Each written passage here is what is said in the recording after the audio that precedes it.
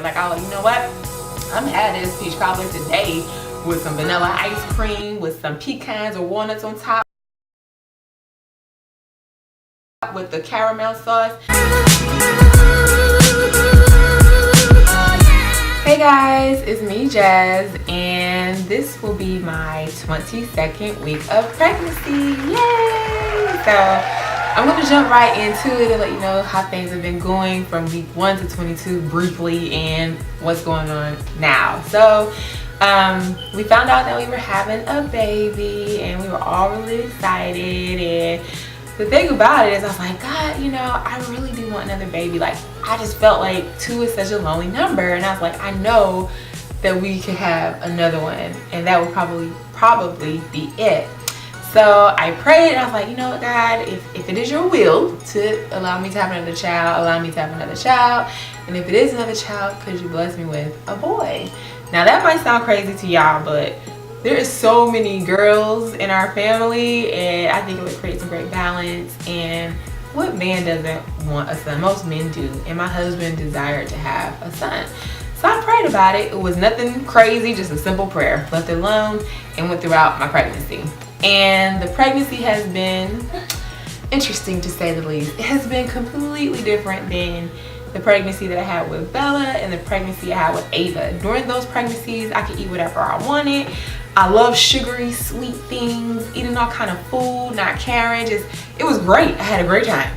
Y'all can look back at some of those videos and you'll know I had a great time. And I think one of my favorite things was strawberry lemonade, a frozen strawberry lemonade from McDonald's with a chicken sandwich. Yes. But this baby right here, no. Hates anything sweet.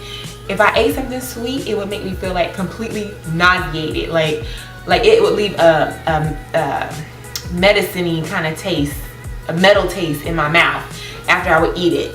I would feel completely nauseated over anything I ate. The only thing that this baby would allow me to eat was no fun. He wanted me to eat salads and meat. That was it. I'm like, what the heck? Like, I wanted it. I wanted the sweets, but the baby didn't want the sweets. So sometimes literally I would suffer through it. Like, you know what?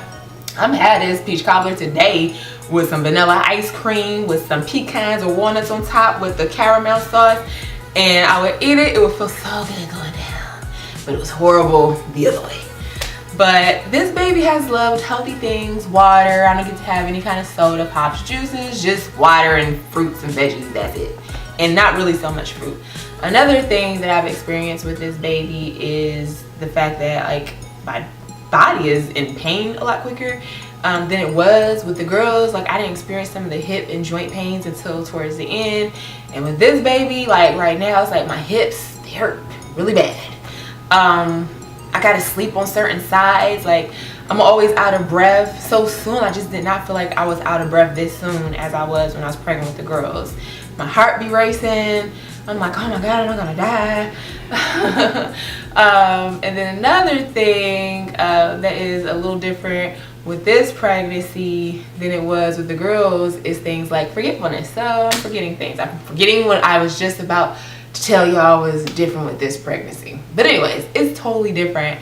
And I think that's how I knew that this might actually not be a little girl. This might actually be a baby boy. And I was getting all excited, and Nate was getting all excited, and he was like, I'm telling you, I believe things are different. Oh, that was what it was. And I'm showing a lot sooner now. That might not have so much to do with it being a boy or anything like that. It could just be because it's my 3rd pregnancy and you show sooner. But people swear I'm carrying twins.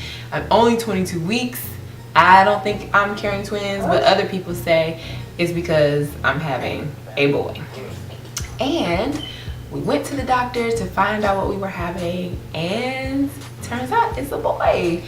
And before we found out it was a boy, like on the 12th week, and ladies, if you are 12 weeks, 13 weeks pregnant, your sonographer may or may not do this, but our sonographer was like, you know what, I could kind of tell you guys if it's a boy or girl.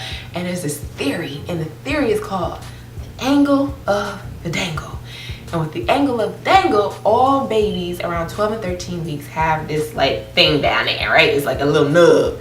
And depending on the way in which the nub is angled will determine what you're having. So if the nub is angled up, like at an angle or straight up, you're having a boy, and if the nub is angled straight, you are most likely having a girl. So my baby's nub was like this, and they was like, oh shoot, and I was like, you are tripping, like don't get your hopes up. But she said you guys are having a boy, and she said she has always been right. So we went to our 20-week appointment, and it was plain as day. Like there is no confusion at all. It's a boy. So, oh my God, my husband was so happy. He was all glossy-eyed and everything like that. He'll say he wasn't crying and all of that, but he's like, I'm feeling a little glossy. I'm feeling a little glossy. It might be my allergies. He ain't got allergies. But anyways, we're having a boy, and we're so excited. And I'm like, oh my God, what am I going to do with a baby boy? Like, I have 2 little princesses. I know what to do with girls. You know, we hang out. We get our nails done. We get little hair bows and, you know, all the cool matching stuff. Like, we be in H&M, we be popping. But what do I do with a little boy? Like, I don't even know. So it's exciting, and it makes me feel like, oh my gosh, like I'm starting over again. And it's been like 4 years since I had a baby, so many things are so new. Like I'm gonna have to get new everything, especially since it's a boy. So I'm really excited. Finally coming into my 2nd trimester. I will say that it's so much better than the 1st trimester, because that 1st trimester was so rough. The nausea, the exhaustion, the emotions, like I was just like, man, this is hard right here. I don't know how people do this 5 and 6 times. This is my 3rd time, and I think this is it, y'all. Like, my body, like, I am 30 years old, and I just don't think that I could do this again, ever. I think it's going to be shut down shop. So, anyways, that's it. Like, I don't have a whole lot more to go over. Oh, you know what? I know, and I'll be done, I promise. You guys are probably wondering how my girls are handling this. So at first they were like, okay, it's cool, but I don't see like any progression in your belly. So they didn't even believe that I was pregnant, especially my baby. She was like, there ain't no baby in there.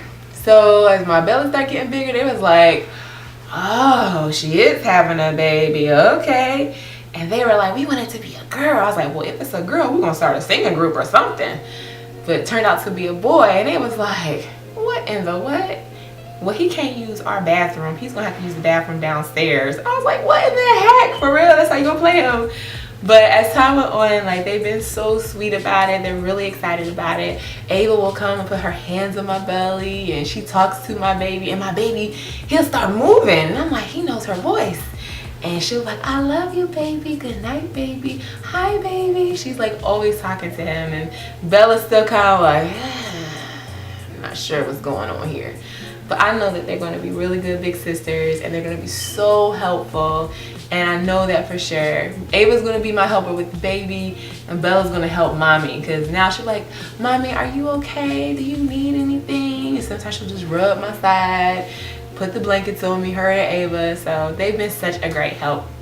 But anyways, you guys might have saw my belly like on Instagram, but I guess I'll show you guys. I don't know if you want to see. So I don't know, you guys are like, she's not carrying that big, but a lot of people say I'm carrying big to be 22 weeks. So my pregnancy has overall been pretty fine, but when we went to go find out what we were having, we were finding out we were having a boy, and the doctor was like, everything's fine, you're gaining weight perfectly, the baby's gaining weight perfectly, but, and they hit me with the but, and I'm like, oh my God. And he's like, the umbilical cord is connected to the baby fine, but the umbilical cord is connected to the placenta incorrectly. Like, it's on top of the placenta, and when it's connected in the center of the placenta, the veins are going towards the middle. So the baby's getting all the oxygen he needs, it's getting all the nutrients he needs, etc. But when the umbilical cord is on top of the placenta, it's like the nutrients are going away. So there is a concern there, but he's like, okay, well, we've seen this before, it's fine. And he kind of was like, you know, brushed it off, like it's not something to worry about. And I was like, wait a minute, rewind that back. What does that mean? Because that's like telling me that the nutrients aren't going to my baby. So what's gonna happen? And he basically said, oh, I said, what's the worst case scenario with this? And he said, well, worst case scenario is you'll have to deliver the baby early, because our concern is the baby won't be gaining weight. So if the baby's not gaining weight, that means the baby's not getting its nutrients and what have you. So we'll continue to monitor you. So I'll have to go like right now every 4 weeks to do an ultrasound. And my next ultrasound is actually at 28 weeks. And then they'll determine from there what we need to do. And I will admit it's a little nerve-wracking because you're like, oh my God, like I don't want anything to be wrong. You know, is this something I did, or, you know, how did this happen? But then I remember, I said, you know what? I prayed. I actually asked God to bless me with a son. And if it was his will that would happen, so I'm like, well, I'm pregnant, I have a son, so his word got to go forth. His promise to me has to go forth. So I just hold on to that, believing that this is going to be a successful pregnancy and the baby's going to be just fine. And that's all I can hold on to. So I still ask for everybody's prayers, you know, to make sure that everything continues to go as it should, because you can never have too many prayers. But I'm believing that everything's going to work out and be just fine. Another thing is I'm proud of my stretch marks that I do have from my other 2 children, but I also want to like minimize what I do have, so that when I do have the baby and I lose weight and I get my stomach back, that they won't be as visible. So what I've been using is this Burt's Bees Mama Bee. It's got vitamin E oil in it, and then it says that it's supposed to keep your body well hydrated while you are going through pregnancy. And then this is the Burt's Bees Mama Bee belly butter. This is supposed to help rid your body of the stretch marks. So these have both have been really, really good products to use.